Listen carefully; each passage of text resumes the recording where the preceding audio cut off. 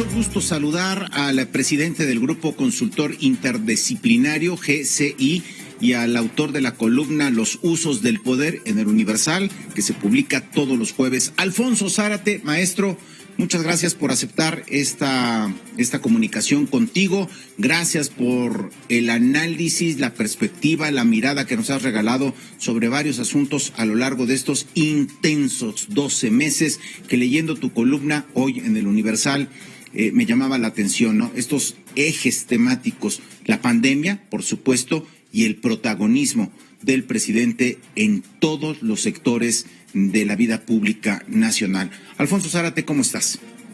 ¿Qué tal, Carlos? Buenas tardes. Para mí es un privilegio estar en este espacio. ¿Qué marca, en mi opinión, este año? Yo creo que hay fundamentalmente dos hechos. El primero, la pandemia, una pandemia que ha dejado en la ruina y que ha enlutado a tantas familias mexicanas. Y en segundo lugar, la presencia apabullante del presidente de la República. Este año avanzó el proceso para concentrar el poder en un solo hombre, lo que desde luego requiere un intento de intimidar o de capturar a los otros poderes, pero también a los órganos autónomos. Lo que estamos viendo en relación a la actitud del jefe del Ejecutivo de tratar de utilizar esa tribuna de todas las mañanas para fijar una postura, para censurar a sus opositores y para apoyar a su partido y a sus alianzas, me parece que es una muestra evidente de este deseo del jefe del Ejecutivo de tener una incidencia importante en el resultado del proceso electoral. Y diría, Carlos, también que al presidente parece olvidar que hace algunos años el presidente Fox tenía esa misma mala costumbre y que el candidato López Obrador... Tenemos ahí problemas con el audio, es, digamos, el ancho de banda, el internet. En un segundo espero que lo podamos corregir, y si no, pues ya sabe, recurrimos a la magia del paréntesis y hacemos un cambio. Quitamos el Skype y nos vamos por la tradicional línea telefónica. Siempre es mucho mejor por Telefórmula, pues poder mirar, poder ver lo que nos está diciendo el maestro Alfonso Zárate. Esta búsqueda, esta persecución, me parece que con mucho éxito, del hiperprotagonismo del presidente López Obrador. Sin duda, en los últimos lustros, hace mucho que no había tal concentración del poder en términos de equilibrios, porque con un Congreso con amplia mayoría, pero sobre todo con una disciplina que recuerda hoy a lo que era aquel viejo PRI, pues la voz del presidente se escucha en el Congreso y se escucha fuerte, y la voz del presidente se escucha en el Poder Judicial y se escucha fuerte. Es decir, en ese sentido, creo que no cabe duda, Alfonso Zárate, maestro, que el objetivo del presidente de ser esta especie de astro rey en torno al cual gira el resto de las órbitas y de los astros menores de la política mexicana, le ha dado un rotundo éxito para su objetivo, para su intención. Sí, sin duda, Carlos, y además esto ha significado, entre otras cosas, el desdibujamiento de los otros actores. Yo creo que, otra de las características de este tiempo es la condición verdaderamente secundaria, diría yo, de insignificancia de la mayoría de los miembros del gabinete presidencial. Y precisamente otro de los datos de este año es la salida de los moderados. Si el año pasado, el 2019, renunciaron Carlos Ursúa y Germán Martínez, ahora los que se fueron son Javier Jiménez Espriu, Alfonso Romo, Graciela Márquez y Esteban Moctezuma. Y desde luego se incorporan al gabinete Tatiana Cloutier en Economía y la maestra Delfina Gómez como titular de la Secretaría de Educación Pública. Creo que también este ha sido un año muy difícil para los empresarios, pero sobre todo para los micro y pequeños. Y el presidente de la República rechazó las propuestas de un gran acuerdo nacional que surgieron, lo mismo desde la academia, desde el activismo social y desde las organizaciones empresariales, que le proponían, para enfrentar la pandemia, tener un arreglo entre los distintos actores principales para saber cuál es la mejor manera o cuál era la mejor manera de atender particularmente a esos pequeños empresarios, a los que trabajan en la informalidad y bueno, como sabemos, el presidente rechazó totalmente esta idea de construir un acuerdo nacional.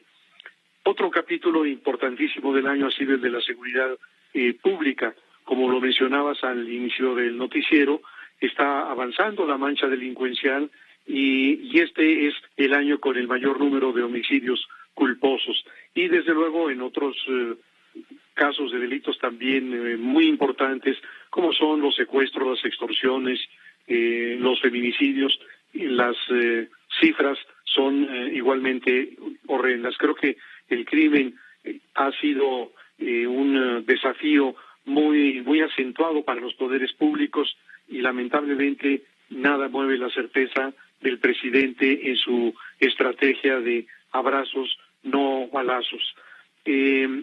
También es un año en el cual se descubren nuevos casos de corrupción, tráfico de influencias de personas muy cercanas al presidente. Lo mismo los negocios del hijo de Bartlett, que las aportaciones ilegales a Pío o los contratos en Pemex a Felipa Obrador. Y también es el año en que Estados Unidos le devolvió a México sin cargos al general Salvador Cienfuegos y también, y creo que esto es muy notorio, se afirmó el protagonismo de las Fuerzas Armadas.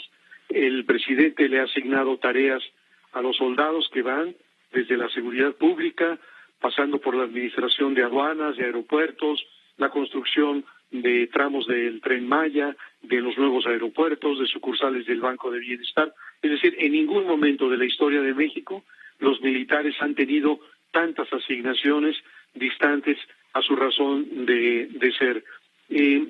¿Qué decir también de este año? Pues que nació la Alianza Federalista, este grupo de gobernadores que no solamente reclaman un trato fiscal más justo, sino que también cuestionaron la estrategia ante la pandemia. Y bueno, queda muy claro también que para las elecciones del próximo 6 de junio están ya dos bandos muy identificados. Por una parte, el PAN, el PRI y el PRD, con su alianza Va por México, y por la otra, Morena, el Verde y el PT, con su alianza Juntos Hacemos Historia. Entre las cuestiones, los ejes relevantes también del año está pues el regreso de Emilio Lozoya a México. A cambio de sus denuncias ha recibido un trato privilegiado. Está de nuevo en la escena pública el asunto de Odebrecht, el asunto de la estafa maestra, y lo interesante también es que estas denuncias y estas investigaciones nos conducen, por un lado, a Luis Videgaray, el poder tras el trono del gobierno de Enrique Peña Nieto, y al propio expresidente Peña Nieto. Y creo, Carlos, que para cerrar el año vale la pena decir lo que acaba de ocurrir, que el partido Morena anunció los nombres de sus candidatos para las gubernaturas de Guerrero, de Zacatecas, de Michoacán. Creo que sobresale Félix Salgado Macedonio, un personaje de la farándula política que se exhibe procaz, bravucón, altanero, y que será el candidato de Morena para gobernar el estado de Guerrero. En Zacatecas, David Monreal, el estado que parece escriturado a la familia Monreal, y en Michoacán, un ex líder de la coordinadora de trabajadores de la educación, Raúl Morón. Y bueno, pues creo que lo que muestra esta secuela de candidaturas de Morena es pues la decisión de recoger cascajo, oportunistas que saltaron del PRI al PRD, del PRD al PT, del PT a Morena, y si alguien llamó con justeza a la nueva generación de gobernadores priistas que acompañaron a Enrique Peña Nieto como la generación podrida, me pregunto cómo se va a llamar a esta, en la que sobresalen Cuauhtémoc Blanco, Jaime Bonilla, Miguel Barbosa y todos los que se podrán sumar si es que ganan Salgado Macedonio y Monreal. Y bueno, Carlos, no quisiera finalizar sin dejarte a ti, a Pepe Cárdenas y a todo el equipo un abrazo con mis mejores deseos para este año que ya asoma. Para ti también, Alfonso. Muchas gracias, maestro.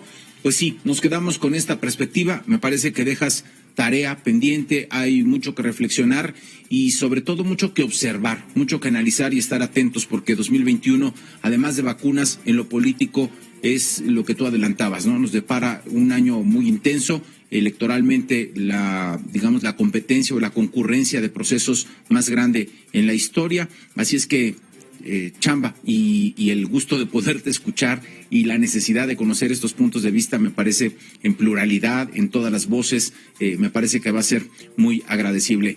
Maestro, te mando un abrazo, que la pases muy bien. Otro fuerte para ti. Esta fue una producción de Grupo Fórmula. Encuentra más contenido como este en radioformula.mx.